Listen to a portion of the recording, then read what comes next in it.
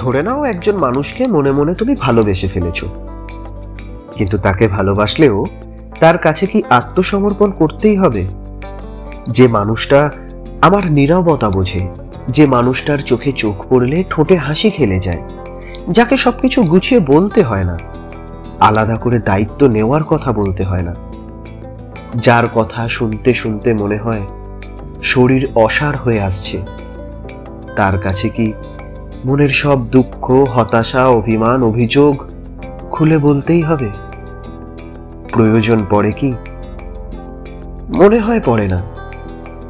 সে সব বোঝে, আর সবটুকু বোঝে বলেই হয়তো আগলে রাখে তার কায়দায়। হয়তো সেও তোমার কাছে ধরা দেওয়ার বাহানা খুঁজছে। না, এগিয়ে যেও না। তার চেয়ে এমন সম্পর্কে আগে ভাগে চুক্তি করে নেওয়া ভালো। দুজন দুজনের কাছে চূড়ান্ত দুর্বল হলেও যেন ধরা দিয়ে না ফেলি। দেখো, কিছু পেয়ে যাওয়া সহজ হলে হারানোর ভয়টাও তো থাকে। ভীষণভাবে চাই সেই ভয়টা তোমারও হোক।